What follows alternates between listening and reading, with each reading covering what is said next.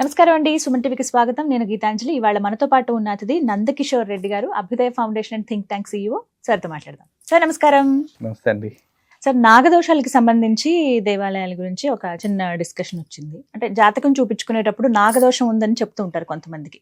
అలాగే సర్పశాపం ఉందని చెప్పి సర్పదోషాలు ఉన్నాయని ప్రత్యేకంగా చెబుతూ ఉంటారు.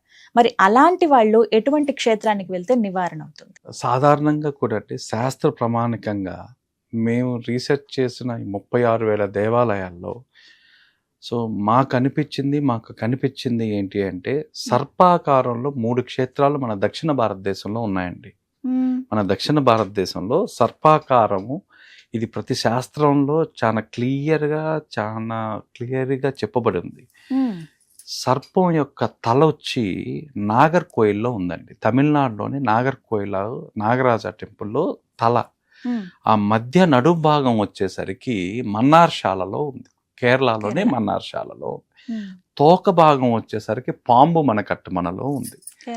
సో ఇంకొక విధంగా కూడా చెప్పాలి అంటే రాహుశాంతులు జరగాలన్నా, సర్పదోష నివారణ జరగాలన్నా, సర్పానికి సంబంధించినవి ఏమన్నా యాన్సిస్టర్స్ కర్సులు ఉన్నా, యాన్సిస్టర్స్ సిన్స్ ఉన్నా ఈ 3 క్షేత్రాల్లోనే చేసుకోవాలండి.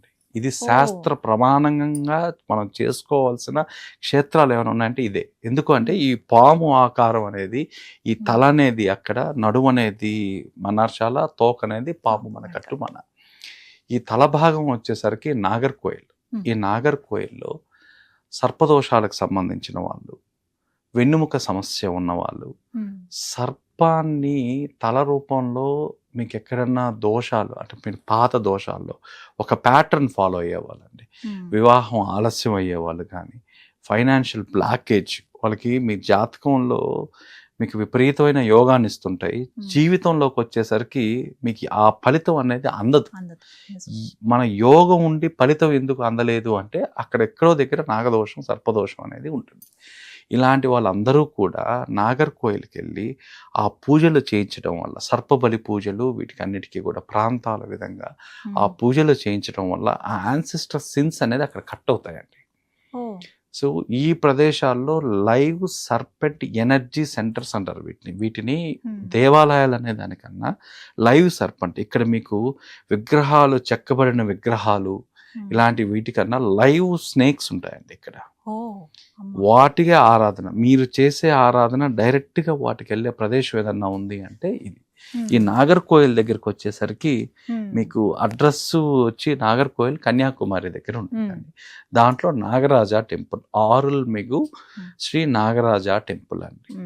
ఈ టెంపుల్లో మీరు ఇక్కడ పరిహారాలు ఇవన్నీ కూడా ఈ నాగక్షేత్రాల్లో సెప్టెంబర్, అక్టోబర్ వరకు కూడా ఈ పెద్ద పూజలు అనేవి చేయరండి. అంటే సర్పబలి మామూలుగా అయితే సామూహికంగా కూడా చేస్తారు.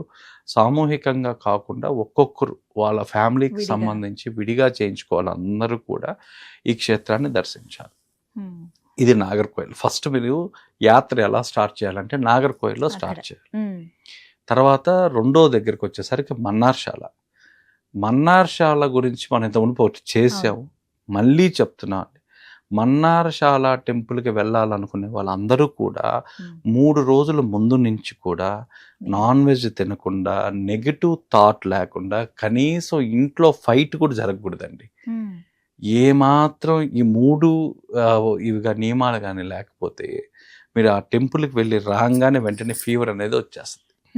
సో ఇక్కడ మన్నార్శాలలో మీరు చేయాల్సిన ఏదైనా ఉంటే సర్పబలి పూజ అని చేస్తారు. తర్వాత రాహు శాంతి, రాహు పరివర్తన చెందే ప్రదేశం ఏదన్నా ఉంది అంటే మన్నార్శాల. 30,000 నాగశిలలున్న ఏకైక ప్రదేశం ఏదన్నా ఉంది అంటే అది మన్నార్శాల. 30,000 నాగశిలలున్న ప్రదేశం. ఇక్కడ లైవ్ స్నేక్స్ మన పక్కనే తిరుగుతుంటాయండి. మనతో పాటే మన పక్కనే దాదాపుగా ఇది ఒక టెంపుల్ గా ఉండదు, ఒక పెద్ద వనం లాగా ఉంటుంది. పెద్ద పెద్ద చెట్లు, పెద్ద పెద్దవి. ఇక్కడ ఇంకొక తమాషా ఏంటంటే ఇక్కడ ఏదో నాగరాజుని వాళ్ళ అక్క, వాళ్ళ అన్న అని మనకు చూపిస్తారు చిన్న చిన్న ఆలయాలు, ఉపదేవుళ్ళు లాగా. మనం ఏమనుకుంటాం అంటే ఇక్కడ ఏమైనా శిలలు ఉన్నాయా అంటాం, కానీ అక్కడ శిలలు ఉండవు. కేవలం ఒక పై నుంచి కింద దాకా ఒక మూత ఉంటుంది, కింద మాత్రం చిన్న హోల్ ఉంటుంది. ఆ హోల్లో లైవ్ స్నేక్ ఉంటుంది. వాటిని అలా పరిచయం చేస్తారు. వాటికి అలా పరిచయం చేసి అవి లైవ్ గా ఉంటాయి అక్కడ.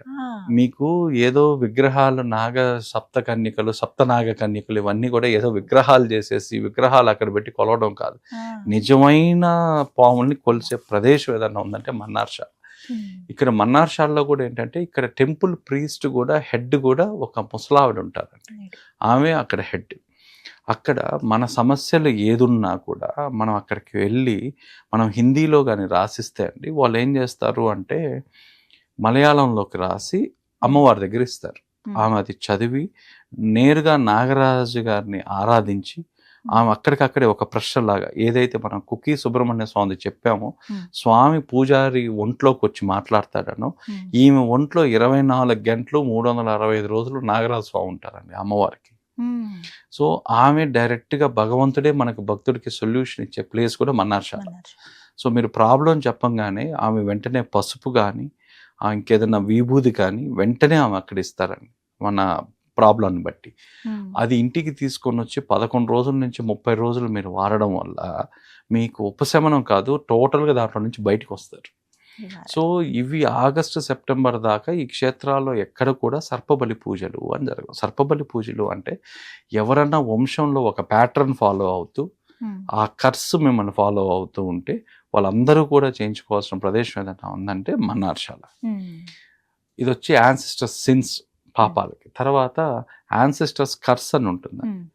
వీటికి తోక భాగంలోకి వచ్చేసరికి పాంబు మన కట్టు మన కరెక్ట్గా మన్నార్షాల నుంచి 80 నుంచి 90 కిలోమీటర్ల దూరంలో మీరు చూస్తే పాంబు మన కట్టు మన ఎక్కడైతే 5 తలల పాము వాసుకి ఇప్పటికీ లైవ్గా ఉందో, నేను మళ్ళీ చెప్తున్నా అండి, ప్రత్యక్షంగా ఉందో ఆ ప్రదేశమే పాంబు మన కట్టు మన.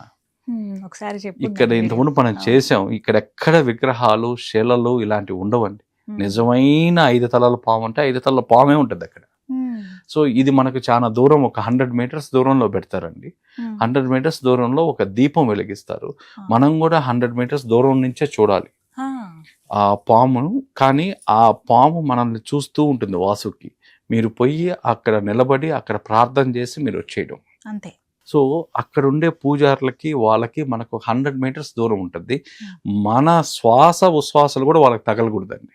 ఏమాత్రం మనం మన శ్వాస నిశ్వాసాలు వాళ్ళ దగ్గర వాళ్ళు చనిపోతారు. అంత పవిత్రంగా అంత పవర్ఫుల్ గా ఉంటారు వాళ్ళు. మనం ప్రత్యక్షంగా చూడొచ్చు. మనకు ఒక 200 మీటర్స్ దూరంలో నిలబడి ఉంటారు. వాళ్ళ మూమెంట్స్ అన్ని మనకు కనిపిస్తుంటాయి. మనకు అమ్మవారి ఆశీర్వాదం అంటారు. సో అమ్మవారి ఆశీర్వాదం అన్నప్పుడు వాళ్ళు వచ్చి మనల్ని ఆశీర్వదిస్తారు. మనం చాలా దూరంగా 200 మీటర్లు అవతల పక్క నిలబడి మనం ఆశీర్వాదం తీసుకోవాలన్నమాట. ఆశీర్వాదం తీసుకున్న తర్వాతే ఆడ పూజలకి దేనికన్నా ఇస్తారండి. సో ఇక్కడికి వచ్చేసరికి అది కరెక్ట్గా సాయంత్రం 6 అయ్యేసరికి వాసుకి ఉన్న ప్రదేశం నుంచి వేరే ప్రదేశానికి వస్తుంది. పామే వస్తుంది ఆ టైంలో. ఆ పాము వచ్చే ప్రదేశంలో కూడా మళ్ళీ దీపం పెడతారు. ఆ దీపం పెట్టి అది ఒక ఎనర్జీ పాయింట్. అక్కడ కూడా మళ్ళీ మీరు ధ్యానం చేయాలి. సో సాయంత్రం 6 కాగానే ఈ ప్రాంతం అంతా వాసుకి సంచరిస్తూ ఉంటుంది. వాసుకితో పాటు 10,000 నాగులు అక్కడ తిరుగుతూ ఉంటాయి. 10,000 నాగులు పై చిలుకు. సో వీటిల్లో ఆ జనాలకి ఎవ్వరికి కూడా ఇంతవరకు ఒక స్నేక్ బైట్ జరగలేదు, ఏమీ జరగలేదండి. అక్కడ తిరుగుతూనే ఉంటాయి పాము. సో దాని తర్వాత అక్కడే ఒక చెట్టు ఉంటుంది. ఆ చెట్టు కింద వాసుకి ధ్యానం చేసే ప్రదేశం ఉంది. ఆ ధ్యానం చేసే ప్రాంతం దగ్గర మీరు నిలబడి రాహుశాంతి పూజలు అనేది ఆ చెట్టు కిందే చేస్తారు. రాహుశాంతి కావాలనుకున్న వాళ్ళందరూ కూడా ఆ చెట్టు కింద నిలబడి రాహుశాంతి చేయించుకోవాలి. దీని తర్వాత గుడికి ఎదురుగ్గా దాదాపుగా ఈ సర్పబలి పూజ చేసే గుడి ఇంకోటి ఉంటుందండి.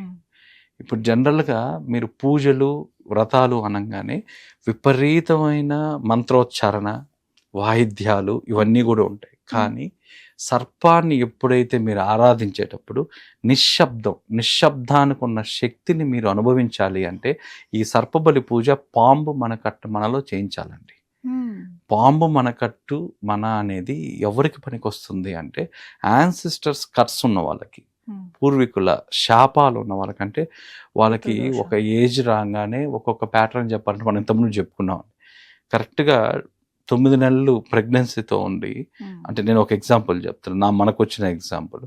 డెలివరీ అయ్యే టైంలో 1 అవర్ ముందు మైగ్రేన్ తలనొప్పి వచ్చి తల్లి చనిపోవడం, బిడ్డ బతకడం, ఇలాంటి ప్యాటర్న్స్ కొన్ని ఉంటాయి. వివాహం అయితే డివోర్సులు కావడం, ఇవన్నీ. ఈ ప్యాటర్న్ తప్పించుకోవాలనుకున్న వాళ్ళందరూ కూడా ఈ పాంబు మనకట్టుకెళ్ళి వాళ్ళు చేయాల్సిన పూజ ఏదన్నా ఉందంటే సర్పబలి పూజ. ఈ సర్పబలి పూజ ఆగస్టు 27 నుంచి స్టార్ట్ అవుతాయండి. ఇప్పుడు 2 నెలలు ఎవరు చేయరు, 2 నెలల తర్వాత చేస్తారు. తర్వాత ఆశ్లేష నక్షత్రం రోజు చాలా పవర్ఫుల్ ఈ టెంపుల్. ఇక్కడ వచ్చి పూజలు. ఇక్కడ ఇంకొక ఇదేంటంటే ప్రతి ఒక్కరికి వచ్చిన వాళ్ళందరికీ వాసుకి టెంకాయ నూనెతో అభిషేకం చేస్తారండి. వాసుకి టెంకాయ నూనెతో అభిషేకం చేసి ఆ అభిషేకాన్ని మనకిస్తారు. కొబ్బరి నూనె. ఈ కొబ్బరి నూనె ఎలా తాగాలి అంటే నాలుకకి టచ్ కాకుండా తాగాలి. మీరు నాలుక పైకెత్తి ఇలా లోపలికి వేసుకోవాలి. ఇది ఆచారం. ఏ మాత్రం నాలుక టచ్ అయినా మనకు బాగా లేకుండా వస్తుంది. నాలుక అనేది టచ్ కాకూడదు. సో ఈ ప్రక్రియ నాలుక కింద వేసుకోవాలి. నాలుక కింద వేసుకుంటే మీకు ఆ దోషం మీ బాడీలో వెన్నుముకలో అయితే ఏదైతే ఉంటుందో, సర్పాకారం వెన్నుముకలోనే ఉంటాయి మనకు సంబంధించినవన్నీ, ఆ వెన్నుముకలో ఉన్న దోషం అనేది నివారణ చెందుతుంది. సో ఇలాంటి ఆచారాలన్నీ కూడా ఈ సర్పక్షేత్రాల్లో మాత్రమే జరుగుతాయండి. కాబట్టి ఈ సర్పానికి సంబంధించిన వాళ్ళు ఏది చేయాలన్నా అథెంటిక్గా మన సౌత్ ఇండియాలో ఈ 3 క్షేత్రాలు దర్శిస్తే, నాగర్కోయిల్, మన్నార్శాల, పాంబు మనకట్టు. మన 2 days 3 days పెట్టుకోవాలి సార్. ఎలా వెళ్ళాలి? ట్రిప్ ఎలా? జనరల్గా ఇక్కడ నుంచి ఫ్లై అయ్యే వాళ్ళందరూ కూడా తిరువనంతపురంకి వెళ్తే, తిరువనంతపురం నుంచి ఒక 30 కిలోమీటర్స్ నాగర్కోయిల్ అండి. సో అక్కడి నుంచి మళ్ళీ ఒక 120 kilometres 3 to 4 hours journey Mannarasala. Mannarasala నుంచి మళ్ళీ ఒక 80 కిలోమీటర్లు పాంబు మనకట్టు మన. సో ఈ పాంబు మనకట్టు మన అనేది ఒక సినిమాటిక్ గా ఉంటుందండి మీకు ప్లేస్ కూడా. సో పెద్ద పెద్ద కట్టడాలు, ఆ తర్వాత లైవ్ స్నేక్స్, చాలా బాగుంటుంది. సో ఈ 3 అథెంటిక్ 3 days ప్లాన్ చేస్తే సరిపోతుంది. ఈ 3 వాటిల్లో కూడా ఏ ఒక్క క్షేత్రంలో మనకు పూజ జరిగినా చాలు. లేదా అవకాశం ఉన్న వాళ్ళు 3 చేయించుకున్నా హ్యాపీ. ప్రతి చోట మనకి ఉండడానికి అంత సౌకర్యం, అకామిడేషన్స్ అన్ని బాగానే ఉంటాయి సార్. పాంబు మనకట్టు మన దగ్గరకు వచ్చేసరికి నాగర్కోయిల్ అయితే టెంపుల్ కి ఒక 10 కిలోమీటర్ల దూరంలోనే వసతి సౌకర్యాలు ఉన్నాయి. మన్నార్శాల దగ్గరకు వచ్చేసరికి మన్నార్శాల ఎదురుగ్గానే మనకి ఈ టెంపుల్ కూడా ఉంటుంది. మన గెస్ట్ హౌస్లు అన్నీ ఉంటాయండి. మన్నార్శాలకు వెళ్ళిన వాళ్ళు ఇంకొక టెంపుల్ కూడా చూడొచ్చు. అక్కడ నుంచి ఒక 30 కిలోమీటర్స్ దూరంలో చెంగనూరు మహాదేవ టెంపుల్ అని మనం ఇంతకుముందు చెప్పుకున్నాం. ప్రతి 3-4 నెలలకు ఒకసారి పార్వతీదేవికి కట్టిన తెల్లని వస్త్రం ఎర్రగా మారుతుందండి. శంకరాచార్యులు కూడా ఈ టెంపుల్కి వెళ్ళి, అది చాలా మహిమాన్వితమైన టెంపుల్ అండి. పార్వతీదేవి లైవ్ ఎనర్జీ ఇప్పటికీ మన దక్షిణ భారతదేశాన్ని ఎక్కడైనా ఉంది అంటే ఆ చెంగనూరు మహాదేవ టెంపుల్ అండి. సో ఆ టెంపుల్లో మీరు అక్కడికి వెళ్ళి తీర్థం తీసుకున్న ఈ ఫెమినైన్ వాళ్ళకందరికీ కూడా ఫెమినైన్ ఎనర్జీ ఇచ్చే ప్రదేశం పార్వతీ అమ్మవారు. ఆ 3 రోజులు వాళ్ళ టెంపుల్ ఆలయం మూసేసి 4వ రోజుకి స్నానాలు చేయిస్తారండి. ఈ స్నానం చేసేటప్పుడు కొన్ని లక్షల మంది స్త్రీలందరూ కూడా ఆ కార్యక్రమంలో పాల్గొంటారు. వాళ్ళు ఇచ్చే ప్రసాదం ఏదైతే ఉందో ఆ ప్రసాదం ఈ మెనిస్ట్రియల్ ఇబ్బందులు పడే వాళ్ళందరికీ, మెనోపాస్లు ఇవన్నీ పడే వాళ్ళందరికీ కూడా అది పెద్ద రిలీఫ్ అండి అది. సో ఈ క్షేత్రాన్ని కూడా కవర్ చేసుకోవాలి. చాలా చక్కటి ఇన్ఫర్మేషన్ సార్ ఇది. చాలా మంది ఇలాగే జాతకాలు చూపించుకుని ఎక్కడికి వెళ్ళాలో తెలియక ఇబ్బంది పడుతున్న వాళ్ళు ఫాస్ట్ రిలీఫ్, పర్మనెంట్ రిలీఫ్ కావాలంటే గనక కానీ ఈ క్షేత్రాలు మీరు అనుకున్నప్పుడు వెళ్ళే ప్రదేశాలు కావండి. నేను మళ్ళీ చెప్తున్నాను, మీరు ఇంటి దగ్గర బయలుదేరి ఆ క్షేత్రం దగ్గరికి వెళ్ళేంత వరకు కూడా అభ్యంతరాలు, అవరోధాలు మీ వెంటనే నీడలాగా ఉంటాయి.